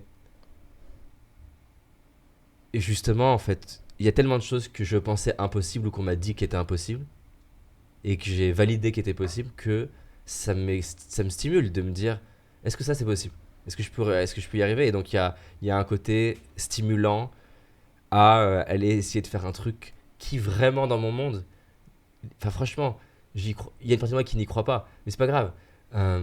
C'est excitant l'idée d'aller explorer ça parce que ça va me faire grandir. Et la troisième raison, c'est ça, donc, c'est que dans le confort, je vais pas progresser. Moi, ce que je veux, c'est me regarder devant le miroir à mon dernier jour et me dire j'ai pas tout réussi, mais j'ai fait de mon mieux pour me créer la vie qui m'inspire. J'ai fait de mon mieux pour servir les gens, servir le monde d'une manière qui m'inspire, ça en adéquation avec mes talents et pas juste pour être bien perçu. C'est-à-dire, j'ai fait ce que je pense que j'avais à apporter. Et je déteste l'idée de me dire t'aurais pu faire ça. T'aurais pu faire mieux. Ah putain, t'étais né avec ce diamant-là et tu l'as taillé t'en as fait un bijou pas incroyable, quoi. Mm. Euh, j'ai envie de me dire, ok, t'avais peut-être pas le QI d'Elon Musk, t'avais peut-être pas le physique de Matt Pokora, t'avais pas plein de choses. Mais avec ce qu'on t'a donné, tu t'es créé une vie de ouf pour toi. C'est ça que je veux, pour Mais moi. c'est tellement subjectif, tout ça. Oui, c'est subjectif, mais l'avantage, c'est que Quand je te vois dans tes vidéos à 20 ans aujourd'hui, par exemple, physiquement, tu t'es transformé en moi, j'ai suivant ta vieilli, voix. quoi. Maintenant, on me demande plus ma carte d'identité. En boîte de nuit. Ou alors j'ai plus des clients qui cherchent mon père ou c'est qui le chef d'entreprise du coup. Ça arrive moins maintenant. Euh, Ce serait quoi la prochaine étape pour Paradox pour devenir une entreprise meilleure humainement? Il y a plein de choses. Il y a plein de choses que j'aimerais qu'on mette en place. Un des trucs que j'ai envie qu'on mette en place, c'est avoir plus de coachs à disposition des équipes. J'ai envie qu'on passe à un autre niveau dans permettre. Tu vois, on a le mur des 100 000 rêves pour nos clients. Bah, j'aimerais qu'il y ait un espace de ce mur, ou un autre mur, peu importe, mais je pense un espace de ce mur, pour les équipes. Que ce soit qu'on puisse à un moment donné avoir aussi sur ce mur des gens des équipes qui ont réalisé un de leurs rêves pendant leur aventure à Paradox. Et donc pour faire ça, ça passe par... Puisqu'on finalement on est passé d'une petite entreprise ou un peu artisanale où j'ai des gens autour de moi comme je sais pas, comme un peintre qui aurait ses assistants qui l'aident à faire 2-3 trucs à droite à gauche, à essayer de créer une vraie structure. Et donc du coup quand tu recrutes vite, t'as ta culture qui se dilue. Les premières personnes, elles ont participé à des formations, à des séminaires, elles m'ont vu coacher, etc.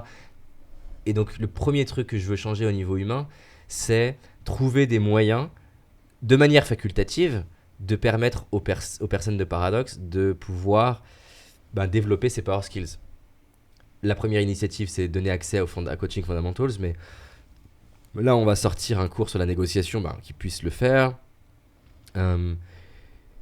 La pensée critique, ça change la vie. On n'apprend pas à penser. C'est comme si en fait, tu es face à ChatGPT et on t'apprend pas les bons prompts. Tu vas utiliser 2%, 1% de ChatGPT. Si tu apprends à faire les bons prompts, tu vas faire des trucs incroyables. Et on se rend pas compte que notre cerveau, c'est ChatGPT. C'est-à-dire que la question que tu lui poses et les questions que tu poses ensuite déterminent à quel point tu as une bonne réponse. Notre cerveau, il est incroyable. Mais on se pose les mauvaises questions. Il faut être coach de ChatGPT en fait. Il faut apprendre à être coach avec soi-même, c'est-à-dire se poser des questions de qualité. C'est-à-dire que si tu te dis par exemple, je vois souvent les équipes, je vais leur dire tiens, j'aimerais qu'on fasse tel truc, et leur frame c'est est-ce que je sais comment faire? C'est pas une bonne question.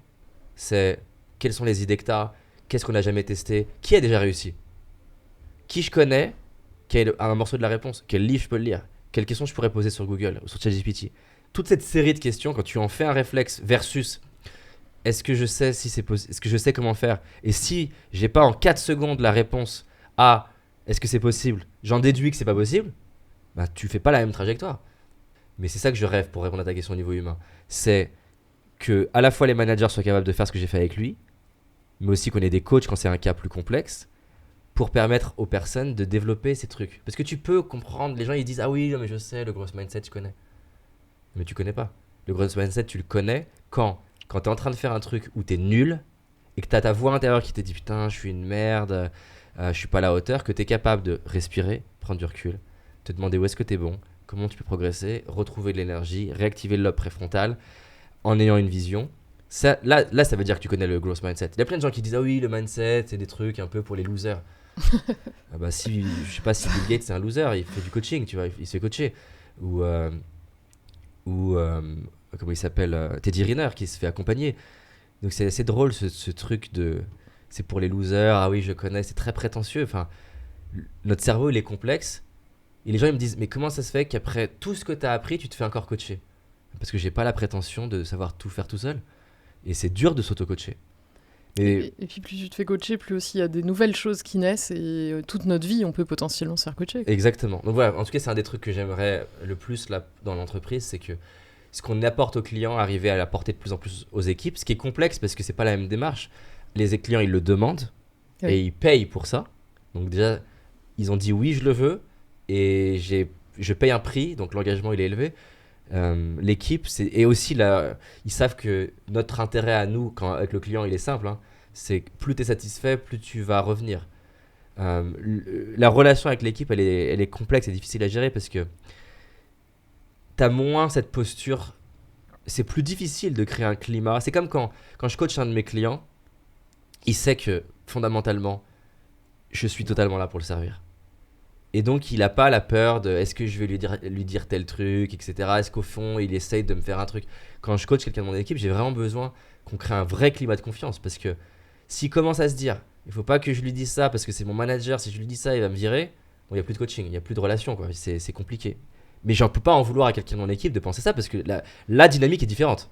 Et c'est un fait. Tu es quelqu'un qui sûrement l'évalue, l'augmente peut-être à la fin de l'année, etc. Exactement. Donc je ne peux pas en vouloir à quelqu'un des équipes de penser comme ça.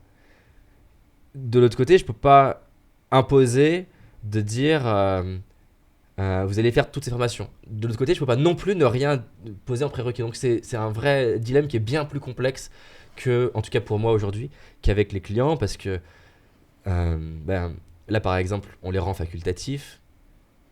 Mon espoir, c'est que les personnes qui le font et travaillent sur eux donnent envie, sans que j'ai rien à faire, à d'autres personnes de le faire. Mais je sais pas si à un moment donné, on va pas se retrouver à avoir des écarts de... Si tu as une personne qui a fait 22 stages de critical thinking avec nous, 22 stages de communication, etc., je parle sur 10 ans, hein, et que tu as une personne qui est en mode, bah moi, j'ai pas envie, ça va être compliqué en fait de jouer au même niveau, quoi. Puisque typiquement en NBA, l'entraînement il est obligatoire. T'as pas le truc de c'est facultatif d'aller à la muscu par exemple. Donc je sais pas comment je vais. Ouais, mais en NBA, le joueur est là, il sait pourquoi il est là. Mais c'est ça que je veux créer avec Paradox. Ouais. Et je veux qu'ils savent pourquoi ils sont là. Mais c'est quand même un prérequis du coaching d'avoir choisi de le faire, de choisir son coach même normalement. Donc effectivement. Moi, je parlais pas tant coaching, je parlais plus formation. Hein. Ouais, formation. Coaching c'est encore différent. Mm. Mais en tout cas, je rêve que les équipes de Paradox puissent se développer eux-mêmes parce que quelqu'un de les équipes qui me l'a dit récemment, ça les aide pas juste à Paradox, c'est-à-dire que derrière, la personne elle va me dire putain, j'écoute mieux mon mari. Et en fait, on est mauvais en communication, on n'apprend pas, nos parents ne nous apprennent pas. Le nombre de fois où j'ai quelqu'un qui me dit, que ce soit dans les équipes ou à l'externe, des clients ou pas, putain, telle personne il m'aime pas, ou telle personne il m'en veut, je dis comment tu le sais? Bah, je le sais. Comment tu le sais? Bah il m'a pas dit bonjour. Ok, donc ça c'est le fait, il t'a pas dit bonjour. Comment tu sais que ça veut dire qu'il t'aime pas? Bah franchement David, c'est évident, non? Parce qu'il y a des fois où t'as pas dit bonjour à quelqu'un et en fait t'avais rien contre elle. Je sais pas, trouve-moi un moment où tu l'as fait. Ah ouais putain, c'est vrai que j'ai été fatigué ce jour-là, j'avais du stress sur un autre truc, en fait ça avait rien à voir avec la personne. Donc qui te dit, t'as peut-être raison, mais t'as juste tiré une conclusion, tu vois, il s'est passé tel fait et t'en as tiré une histoire. Et du coup, depuis, tu lui dis plus bonjour. C'est peut-être même toi qui as créé le conflit en fait. Et tu lui as pas expliqué, c'est-à-dire tu lui as donné aucune opportunité de comprendre que potentiellement elle pouvait progresser. C'est vrai, peut-être qu'elle gère mal son stress perso et que du coup, quand elle rentre, elle dit pas bonjour. Elle peut progresser là-dessus. Mais tu lui donnes pas l'opportunité de s'en rendre compte. Si personne lui dit, elle voit juste des gens qui à un moment donné se ferment à elle. Ça lui demandait qu'elle laisse beaucoup de self-awareness. Ça lui appartient de le faire pour se rendre compte de qu'est-ce qui se passe. Mais tu te crées ce problème.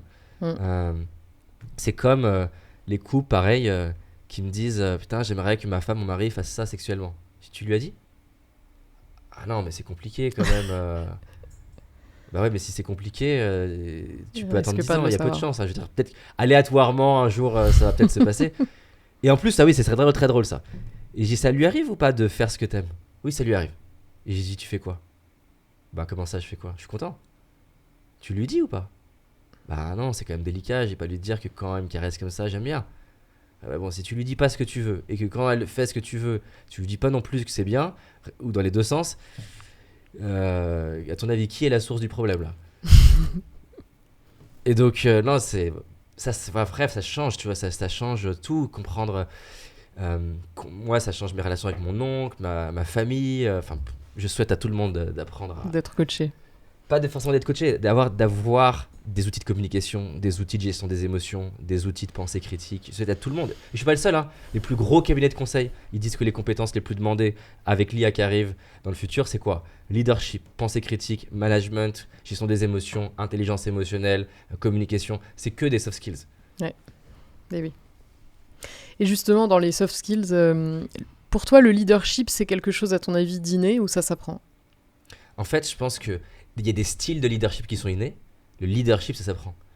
Parce que j'adore la série Drive to Survive qui est sur la Formule 1.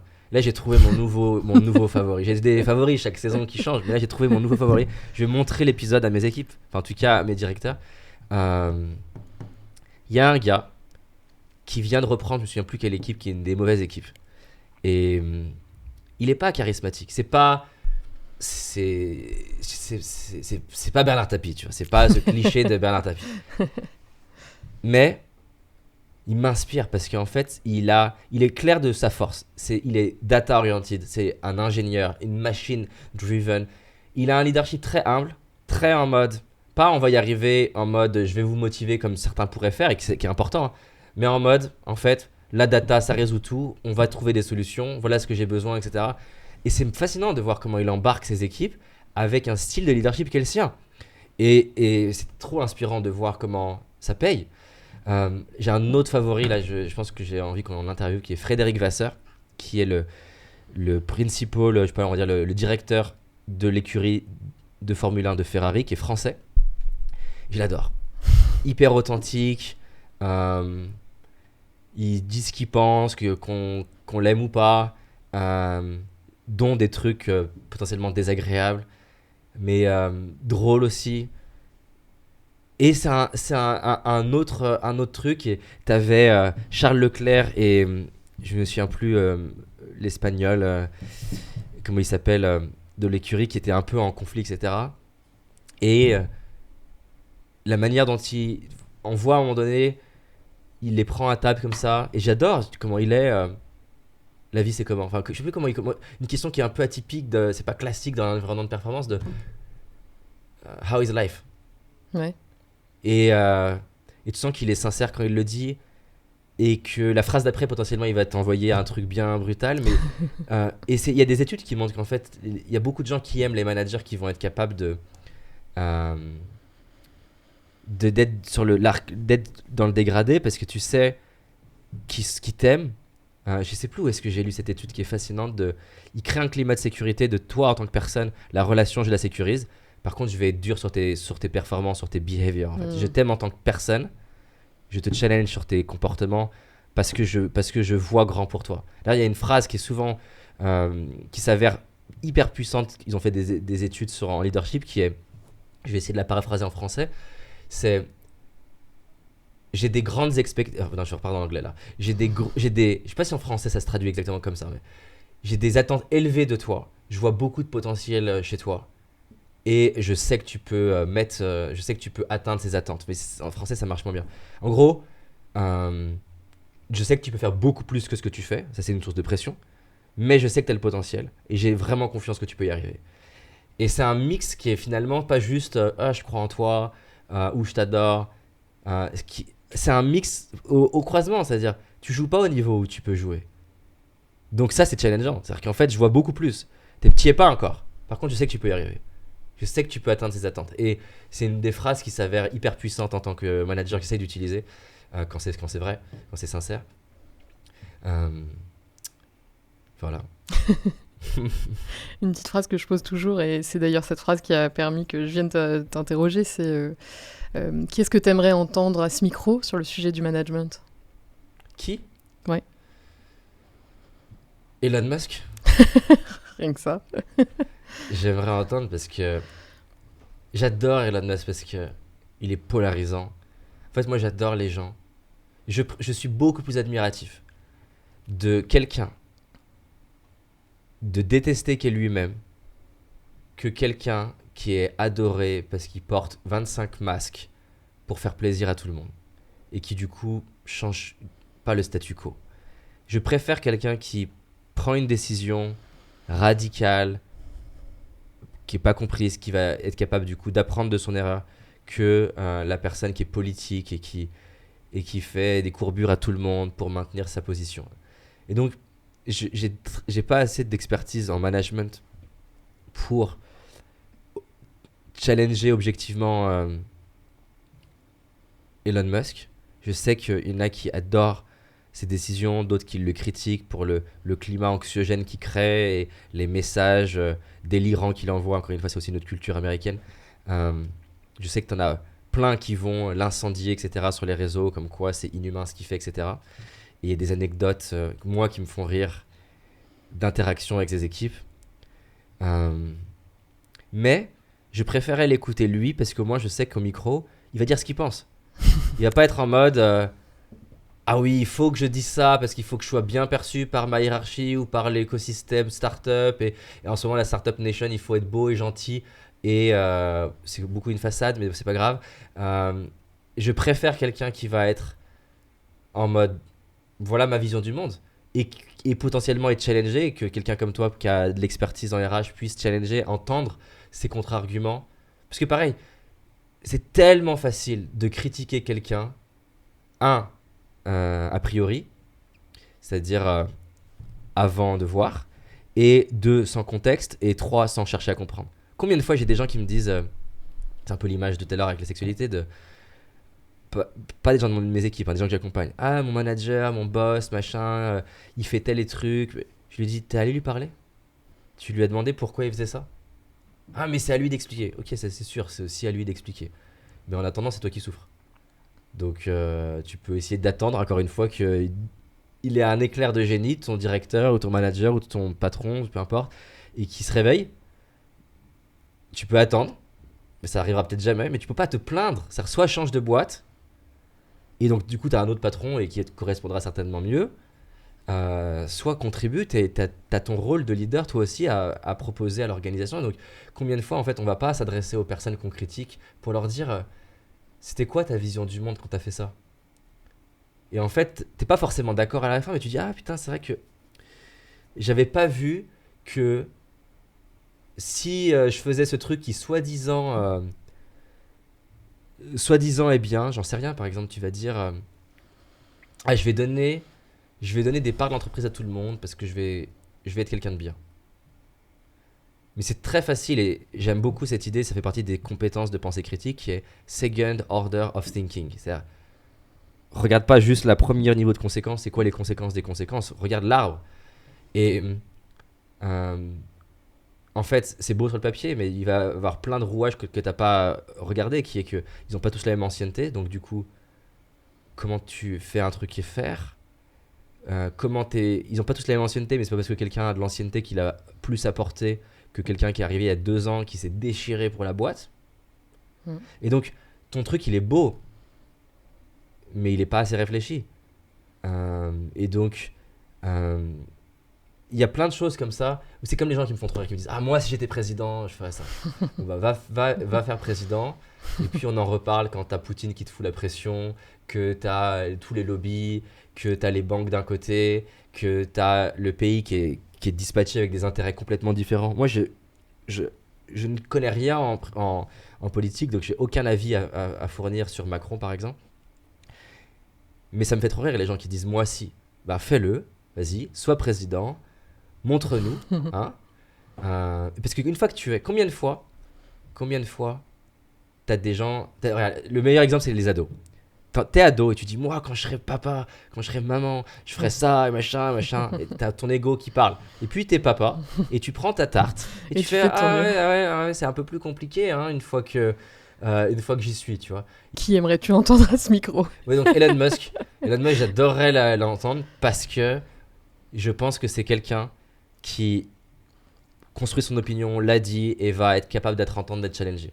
Et va faire un... C'est ça mon point, c'était ça, c'est qu'il va permettre il va donner ses contre-arguments, et si en face de lui il a quelqu'un qui a des bons contre-arguments, je pense qu'à l'issue de ça, il est capable de changer d'avis. Et surtout, moi j'adorais être spectateur de ça. Moi, mon rêve, c'est d'écouter des gens brillants pas d'accord. Tu vois? Là par exemple, c'est quoi le truc? Je sais qu'on a un truc où j'y connais rien, je dois prendre une décision en tant que CEO, mais franchement, je sais pas comment me faire mon opinion, je sais plus sur quoi c'est. Et je disais à mon directeur général, je dis en fait, organise un débat avec quelques personnes de Paradox, et pourquoi pas des gens hors Paradox, pour, contre, avec leurs arguments, et moi je peux assister à ça. Je sais que je vais pouvoir me construire mon opinion, et si en plus moi je peux intervenir pour poser des questions aux deux, à la fin je vais pouvoir dire ok, je suis pas obligé d'être d'accord avec vous tous, on va partir là-bas, ça c'est mon rôle, mais j'adore entendre des gens brillants, pas d'accord entre eux, mais qui sont capables d'avoir un échange constructif. Ce serait quoi le petit mot de la fin pour clôturer sur le sujet du management ou de la gouvernance d'entreprise? Je pense que le mot de la fin, c'est surtout sois toi-même. Je pense que c'était ça au final, et je me rends compte en repensant à tout ce qu'on a dit qui est important pour moi, c'est il y a plein de styles de management, il y a plein de styles de leadership, il y a plein de styles de culture, il y a plein de missions d'entreprise, il y a plein de formats d'entreprise, remote, pas remote, etc. Arrête d'essayer de ressembler à quelqu'un d'autre ou à ce que la société valorise. C'est une hérésie. C'est comme si on devait tous être standardisés dans le couple. Heureusement, on est 7 milliards et la majorité des gens ne te correspondront pas. Et ce que je trouve assez drôle dans le monde de l'entreprise, c'est comme si on disait aux gens mariés, en fait, il faut que ton mariage ressemble à ça et que tu attires quelqu'un qui aime telle sexualité, qui mange tel truc, qui aime voyager de telle manière. On veut que toutes les entreprises se ressemblent. Ça n'a aucun sens. La différence qu'il y a entre être président et chef d'entreprise, c'est que même si tu as une grosse boîte, imaginons, à 10 000 salariés, tu es quand même déjà une belle boîte. C'est rien 10 000 salariés sur 60 millions de Français, c'est rien 10 000 salariés sur 7 milliards d'individus. Donc, on a souvent ce biais de « Oh, regarde, telle entreprise qui font, c'est mal ». J'avais vu un documentaire sur Google, ça m'a fait trop rire. Des anciens salariés qui n'aiment pas Google. Et moi, plus je les entendais dire ce qui n'allait pas chez Google, plus je me disais « Putain, j'aimerais bien bosser chez Google ». Il y en a un qui disait c'est abusé parce que en fait t'as la nourriture gratuite et illimitée et t'as le massage et la nurserie, la salle de méditation, tout ça pour nous rendre plus productifs, etc. Machin. Je disais moi je veux bien. Je veux bien avoir massage gratuit, nourriture illimitée gratuite, nurserie à côté. Ok, ils veulent que je travaille plus, mais bon, je kiffe ce que je fais, donc il n'y a pas de problème. Et donc mon point c'est de dire, ça me fait trop rire quand après je vois sur les chaînes Instagram qui se mettent là et qui critiquent les entreprises parce qu'elles critiquent avec leur prisme. C'est comme si moi je venais te voir, je regardais ton couple, j'ai accès à toute ta vie, et je dis non, cette position là, comment ça se fait que tu fais ça? Tu n'es pas censé faire ça. Tu veux partir au Japon? Ah non, c'est en Europe qu'il faut partir. Et en fait, t'as des gens qui se considèrent avoir la vérité, qui disent que les entreprises devraient toutes se ressembler. Moi, c'est simple. Je veux créer une entreprise qui me ressemble, dans laquelle je m'épanouis, avec des gens qui sont épanouis, qui partagent le même rêve fou qu'on a ensemble, qui m'aident d'ailleurs à rendre ce rêve encore plus fou, qui construisent la vision. C'est ce que je disais à 2 de mes directeurs il n'y a pas longtemps. Je leur disais en fait, c'est pas à moi d'avoir la vision de Paradox. Donne-moi ce que tu as envie que Paradox fasse. Si on trouve qu'on est aligné, tu as des idées que je vais avoir, que j'ai pas, et que c'est valable pour l'interne. Je dis, je sais pas ce que c'est la vision en interne de Paradox. Propose, crée l'entreprise de tes rêves. Créons l'entreprise de nos rêves ensemble. Par contre, si ce que tu rêves, moi, rien que d'y penser, je décède, bah oui, c'est un peu mon rôle de te dire, il y a d'autres entreprises. Mais si tu me dis, putain, j'avais pas pensé à ça, on pourrait faire tel truc. Ouais, on pourrait partir aux États-Unis. Tiens, on pourrait interviewer telle super nana que je connais pas. Et je regarde, elle est inspirante, j'adore son parcours. Go, parfait. Tu vois, je t'ai dit Elon Musk, mais c'est parce qu'il y a plein de nanas que je connais pas, par exemple. Et donc voilà, moi c'est ça le message, c'est sois toi-même. Arrête de vouloir faire plaisir aux gens. C'est ton amygdale, c'est la partie primitive qui a évolué pendant des millions d'années parce qu'à l'époque de la préhistoire, être éjecté du cercle social, c'est la mort assurée.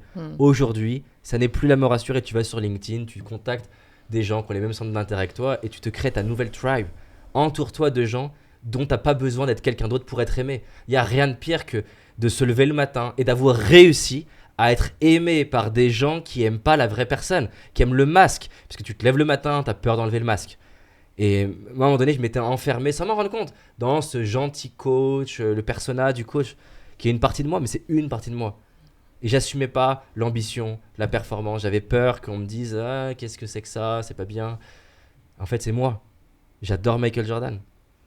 J'adore Netflix. J'adore Tesla. Je suis inspiré par Elon Musk. Ça veut pas dire que j'ai envie d'être comme eux. Ça veut pas dire que je pourrais pas nuancer certains trucs qu'ils font. Mais ça m'inspire. Et donc, les gens que j'attire, ils sont inspirés par des trucs similaires. On est contents ensemble. Et ça me va qu'il y ait des gens qui disent j'aime pas Paradoxe. Le jour où il y a tout le monde qui aime Paradoxe, c'est que je suis devenu quelqu'un de transparent. Et donc je fais rien d'intéressant. Merci David pour ton authenticité. J'aime bien que ce soit pas policé ton discours, ça me fait du bien. Et j'adore ce que tu amènes, qui est, je dirais pas nouveau, mais qui change un peu d'habitude dans mon podcast. C'est vraiment la responsabilité dans le management, dans le monde de l'entreprise, en tant que dirigeant. Je suis responsable de ce que je deviens. Les gens avec qui je travaille sont responsables de ce qu'ils deviennent. Ça me plaît beaucoup. Merci. Ben, avec plaisir. J'espère que ça aura apporté à au moins une personne. Et je serais très heureux d'avoir un DRH, manager, un entrepreneur qui nous a écoutés, qui teste quelque chose lié à ce qu'on a partagé. Au minimum, tester d'être un peu plus, créer la culture qui l'inspire. Construire cette EVP dont on parlait par exemple aussi. Et pouvoir l'avoir sur le mur des 5000 rêves. J'adorerais avoir sur le mur des 5000 rêves. J'ai écouté le podcast, du coup j'ai raconté ma vision vivide et j'ai embarqué mes équipes avec ça. J'ai assumé des valeurs qui étaient importantes pour moi avec les équipes. J'en sais rien quoi. J'adorerais avoir quelqu'un suite au podcast qui est sur le mur. On t'a parlé du Walt Disney Wish qui est sorti cette année ? Non, c'est quoi ? C'est le Walt Disney qui est sorti cette année et il y a une salle entière dédiée aux rêves et c'est des petites bulles à chaque fois. Alors c'est pas le même objectif que toi, mais la personne enferme les rêves des gens dans des petites bulles. Okay. Et donc tout le dessin animé c'est d'aller percer toutes ces bulles pour libérer les rêves des gens. Non mais Disney ils sont très très forts. Il y a une morale dedans qui te plairait je pense. Je vais regarder ça. En plus ma femme adore les Disney, les Pixar donc parfait. Merci David. Avec plaisir.